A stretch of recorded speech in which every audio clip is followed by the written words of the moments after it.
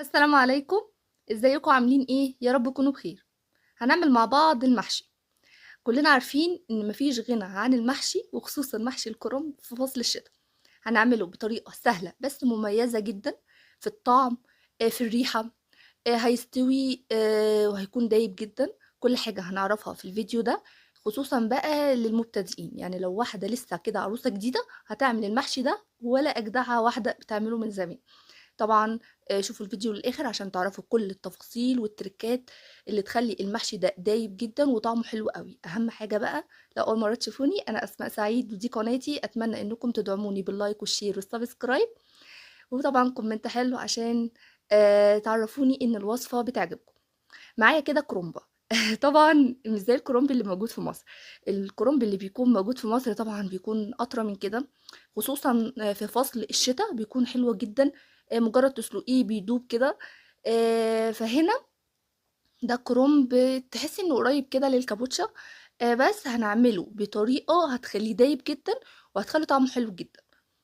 أول حاجة كده الكرومبة معايا هابتدي إن أنا أشيل الجزء اللي في النُص ده، علشان الجزء ده إما باشيله بيخلّي أو بيساعدني إن ورق الكرومبة تبتدي إن هي تتشال كده بسهولة. فهنبتدي إن إحنا نشيل يعني زي راس مثلًا الكرومبة كده زي ما بتسموها. وبعدين بعد ما باشيلها بابتدي إن أنا أشطف الكرومبة كده شطفة كده على السريع. بعدين بابتدي في مَيّة مغلية بابتدي إن أنا أضيف ملح وكمون. لازم طبعًا نضيف الكمون وإحنا بنسلق الكرنب، بيساعد إن يعني بيقلل الانتفاخات اللي الكرنب بيسببها طبعًا. فإحنا نضيف الكمون. بعدين بابتدي إن أنا أنزّل الكرنبة كده على الراس بتاعتها.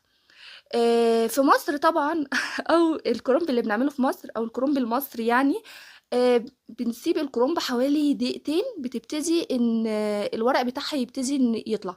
هنا طبعًا لأ، إحنا هنسيبها حوالي 5 ل7 دقايق. نسيبها كده شوية وبعدين نحط إيدينا كده فيها، نبتدي إن إحنا يعني ندخّل إيدينا كده فيها، أو بشوكة كده نبتدي نشوف الورقة ابتدت إن هي تستوي والّا لأ. بعدين بنبتدي إن إحنا نقلّبها للناحية التانية. وبعد ما بنقلّبها برضه حوالي 5 دقايق في الناحية التانية، بابتدي إن أنا أعدلها كده زي ما أنتم شايفين. بيبتدي بقى معايا الورق إن هو يطلع بسهولة زي ما حضراتكم شايفين كده. كل ورقة بابتدي إن أنا آجي أمسكها، لو أول ما تطلع معايا بسهولة خلاص كده الورقة دي استوت معايا. طبعًا باحط كل كمية الكرنب أو كل كمية ورق الكرنب ده على بعضه علشان يبتدي إن هو يستوي أزيد. طب لو الكرنب بتاعي مستوي، أبتدي إن أنا أشطفه شطفة كده سريعة علشان ما يبتديش إن هو يتهري معايا.